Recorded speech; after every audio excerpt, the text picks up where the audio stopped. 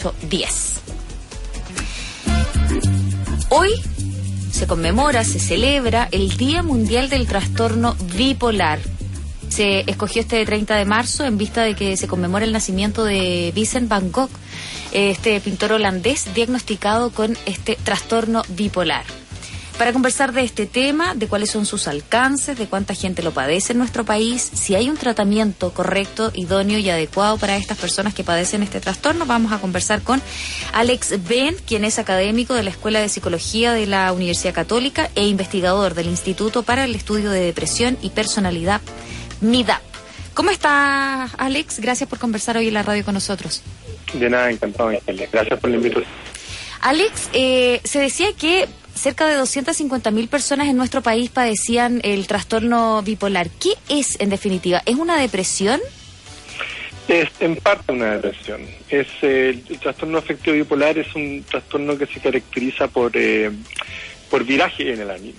Entonces, uno lo que esperaría ver en casos de depresión, de trastorno bipolar, es episodios depresivos que pueden ser parecidos a las depresiones, digamos, que todos conocemos, pero también episodios de ánimo exaltado, con activación, dificultades para dormir, baja el sueño, aumentan las actividades. En casos graves puede haber incluso psicosis, alucinaciones, muchas conductas, por ejemplo, de riesgo también puede verse. Entonces, la verdad es que es lo que antiguamente se conocía como trastorno maníaco depresivo. O sea, son episodios depresivos, pero también de lo contrario de la depresión, que son los estados maníacos. Eso es el trastorno bipolar, un trastorno afectivo, pero que tiene los dos componentes, depresión y ánimo exacerbado. Qué difícil, ¿ah? Qué difícil para la persona que lo padece, pero también para la familia. ¿Esto es hereditario, es congénito? Sí, o sea, en parte, digamos, es de las enfermedades mentales, es probablemente la que donde más se encuentra un efecto genético, digamos. O sea, el riesgo por tener familiares directos con trastorno bipolar aumenta mucho para las personas, digamos, sea un hermano, un padre, pero también si uno tiene tío, abuelo. Ya. Entonces, efectivamente, de las enfermedades mentales es una de las que más riesgo genético tiene, incluso antes de la esquizofrenia, incluso antes de la depresión. Pero por supuesto que los modelos de explicación que tenemos no son suficientes. Hay casos, por ejemplo, de mellizos, de gemelos, digamos, donde uno tiene y el otro no. Entonces, siempre una interacción entre un riesgo genético y ciertos elementos ambientales. Nunca. Ya, y en esas condiciones ambientales, Alex, ¿hay alguna característica, hay una situación que pueda desencadenar este trastorno bipolar? ¿O es aleatorio? ¿Es que dependiendo de cada persona es el episodio que pudiese gatillar esta enfermedad? Bueno, probablemente siempre hay mucha variabilidad entre los individuos, digamos, pero cuando uno estudia esto con hartas muestras grandes, con hartas personas, uno estudia para varios casos. En los casos individuales, digamos, siempre hay variabilidad, pero por ejemplo un elemento que está bien asociado a la enfermedad mental en general y que probablemente en interacción con vulnerabilidad genética aumenta el riesgo es la experiencia de adversidad temprana. Pobreza crónica, maltrato, abuso, inconsistencia, por ejemplo, en los cuidados de las figuras parentales o los cuidadores. Sabemos que cuando eso ocurre durante mucho tiempo, de forma consistente y crónica, eso es uno de los mejores predictores que existen para desarrollar enfermedades mentales, incluida depresión y también incluido trastorno bipolar, pese a que el trastorno bipolar en general es un trastorno bastante, uno podría pensar como un trastorno bastante biológico en algún sentido. De hecho, los medicamentos son, después vamos a hablar de tratamientos, pero claramente una interacción y la adversidad temprana crónica pone a las personas en riesgo, sobre todo en relación a vulnerabilidad genética. ¿Y se puede diagnosticar desde muy chicos este trastorno bipolar? Bueno, la mayoría de los casos tienen inicio antes de los 25 años, o sea, tiene un inicio más temprano que la depresión en general, en promedio. Hay un debate bien importante en la disciplina, digamos, respecto a si se puede o no se puede diagnosticar en niños con trastorno bipolar. Han habido varios debates y psiquiatras que han estado muy a favor de eso y otros que han estado muy en contra de eso y la verdad es que no está muy claro y lo que es claro es que claramente si existe en la infancia tiene una presentación un poquito diferente, con más irritabilidad, pero la patología de base, digamos, siempre es la desregulación en el afecto. Qué difícil, ¿ah? ¿Cómo Porque claro, porque decimos que más jóvenes se detecta este trastorno bipolar, pero ¿cómo debería enfrentarlo la familia? Porque nadie que sufre una depresión, que sufre una adicción o que sufre una enfermedad mental se da cuenta por sí mismo. Son los otros los que tienen que hacer el guiño y decir, a ver, algo está pasando acá. Por ejemplo, lo vemos en la anorexia, en la bulimia, en las depresiones, en las adicciones. Yo diría que el trastorno bipolar es un poco diferente en el sentido que por ejemplo, la anorexia. La anorexia es una enfermedad que en psiquiatría se dice, en psicología clínica, que es egosintónica, es decir, que el síntoma de la anorexia no le molesta al paciente. Claro. Pero en el caso del trastorno bipolar, sobre todo los episodios depresivos, que son más frecuentes incluso que los de ánimo exaltado, claramente implican mucho sufrimiento y son egodistónicos. Eso significa que el paciente sufre y lo vivencia efectivamente como un problema. Y en general los pacientes que consultan en episodios depresivos, mucho más que en episodios maníacos. Las familias en general tienden a traerlos pacientes en episodios maníacos, porque claramente no duermen, digamos, hablan a 1000 por hora, lo que dicen no tiene ningún sentido, se gastan toda la plata, hacen compra impulsiva, conductas de riesgo. Entonces, la verdad es que hay mucho sufrimiento subjetivo en el trastorno bipolar y los pacientes muchas veces consultan por episodios depresivos. Un tema muy importante en el trastorno bipolar es el riesgo suicida, que es sustancialmente más alto que otras enfermedades. De hecho, la enfermedad psiquiátrica y psicológica con mayor riesgo. Probablemente un cuarto de los pacientes con trastorno bipolar han intentado suicidarse. ¿Cuánto, perdón? Un cuarto, 25%. Un cuarto. Sí, más, en las estimaciones más altas, digamos. Eso varía, pero entonces es un riesgo muy alto, ¿no? Y produce mucho sufrimiento. Entonces los pacientes sí consultan y muchas veces impulsa familia o pareja. La verdad es que es muy disruptivo, o sea, el costo subjetivo, familiar, laboral de tener un trastorno bipolar no tratado es altísimo. Conversamos con Alex Ben, académico de la Escuela de Psicología de la Universidad Católica e investigador del Instituto para el Estudio de Depresión y Personalidad, el MIDAP. Alex, no te puedo dejar de preguntar por la condición de este trastorno, porque veíamos que tiene estas dos patas, ¿no? Que es la depresión y también la época eufórica, maníaca. Pero esto es constante, me refiero, por ejemplo, 6 meses de periodo depresivo, 6 meses del otro, y así vamos durante todos los años, o puede que, por ejemplo, el depresivo dure un mes, el otro dure 5 meses y así va cambiando y alterándose. Hay bastante diversidad en las presentaciones, digamos, y hay distintos tipos de trastorno bipolar. Pero por ejemplo, hay casos de trastorno afectivo bipolar en los cuales hay episodios de depresivo que por definición tienen que durar por lo menos 2 semanas para que sea un episodio depresivo, pero pueden durar bastante más que eso. Y después hay recuperación entre los episodios donde no hay ninguna secuela, en los pacientes también, y después puede haber un viraje hacia lo maníaco o otro episodio de depresión. En general son mucho más frecuentes los episodios depresivos que los maníacos, ¿sí? en el curso de la enfermedad. Otros casos, digamos, no hay recuperación total. Los casos más graves, en general, con inicio más temprano, tienden a producir episodios depresivos, pero nunca hay una recuperación completa antes del próximo episodio, digamos, severo. Después hay casos, por ejemplo, de ciclos rápidos, los cicladores rápidos, llamados, donde tienes 3, 4 episodios dentro de un año, ¿sí? Y mucho más la frecuencia. O sea, en general son casos más graves que se inician más temprano. En general, los episodios depresivos en el trastorno afectivo bipolar tienden a ser un poquito más cortos. 3 meses más o menos es el promedio.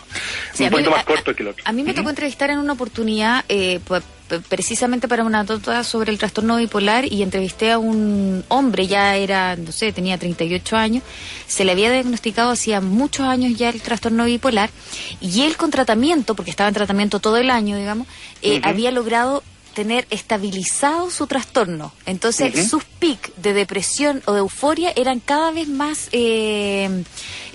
más espaciosos en el tiempo. No era tan arriba y abajo todo el tiempo. Podía pasar incluso un año sin ningún síntoma. ¿Eso se puede dar, se puede generar si es que los tratamientos son los idóneos para cada persona, o este era un caso fortuito?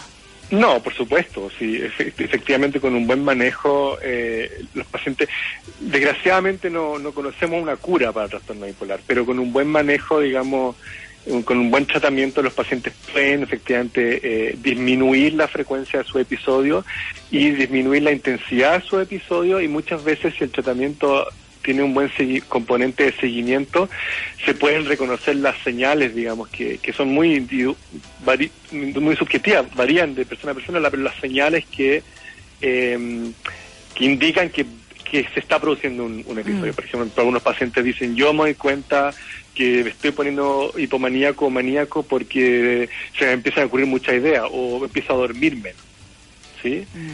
Cosas así.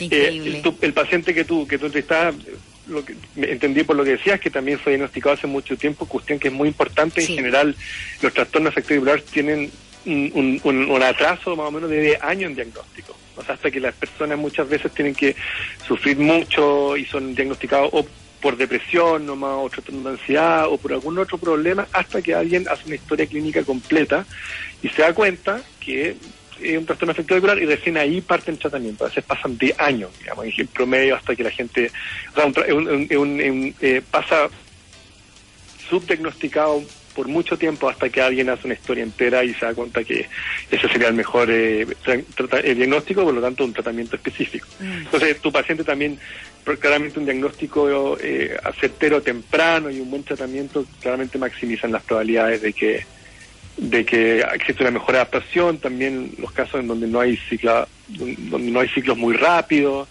esos también tienen un poquito mejor pronóstico.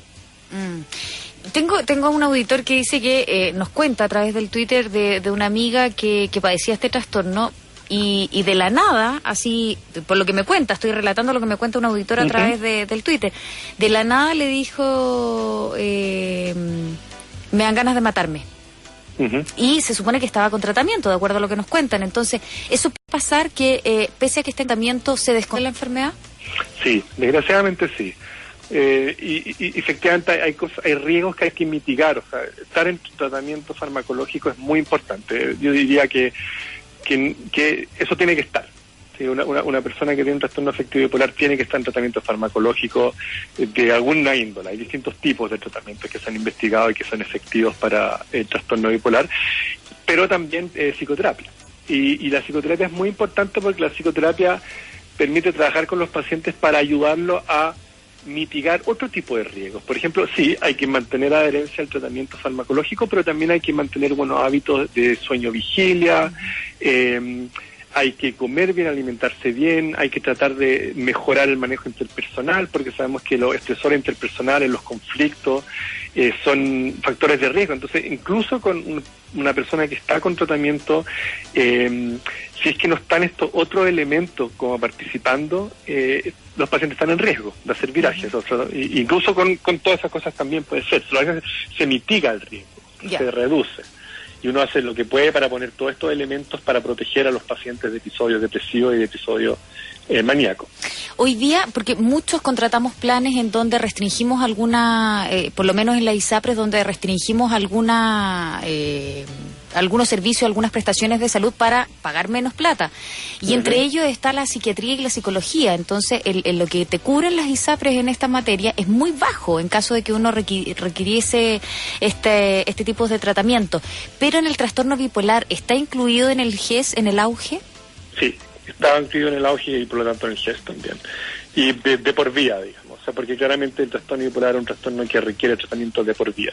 O sea, una persona o un familiar que sienta que alguien está padeciendo un trastorno que no es habitual, un comportamiento que no es habitual, tiene sí o sí que llevarlo al médico, a un médico, por último, aunque sea un médico general, como para que se haga este diagnóstico oportunamente.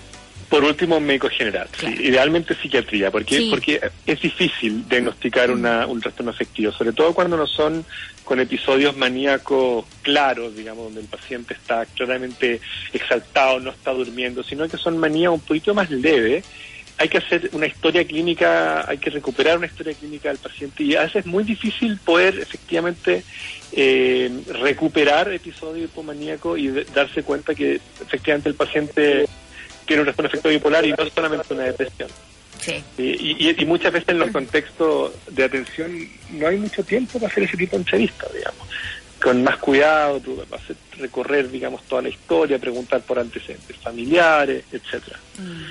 Claro, pero sí hay que dar el paso y está cubierto, claro, está cubierto por el auge, o sea, tampoco tener miedo a que esta enfermedad en definitiva te podría dejar en la ruina, sino que... Sí, y la verdad es que los tratamientos son buenos y la verdad es que puede ser una diferencia sustantiva tratarse o no tratarse una enfermedad afectiva. O sea, el impacto en la calidad de vida, en la calidad laboral, en las relaciones de pareja, en el contexto familiar, en la capacidad de tener tareas como de padre o madre, es un impacto que puede ser realmente muy, muy importante, pese a que el riesgo nunca está controlado, pero la verdad es que las personas pueden tener una vida muy productiva y satisfactoria con un buen tratamiento. Entonces, sí, es un llamado para que las personas efectivamente vayan a consultar a un psicólogo, a un psiquiatra, o a un médico general, o un médico familiar como primer paso, quizás. Claro, como primer paso, por último, darle algunas indicaciones para que te deriven al médico que corresponde. Un millón de gracias, Alex Ben, por haber conversado hoy en la radio con nosotros, por habernos explicado este tema, por haber hecho más cercano, ¿no?, un trastorno que afecta a tantas personas en nuestro país y que sin duda hay muchos más que quizás todavía no están diagnosticados. Encantado, gracias por la invitación. Que estés muy bien, chao. Yo también, chao. Bien, Alex Ben, entonces, académico de la Escuela de Psicología UC, investigador del Instituto para el Estudio de Depresión y Personalidad, MIDAP. Qué increíble tema. Nos vamos de inmediato, tenemos un auditor en línea, Sebastián.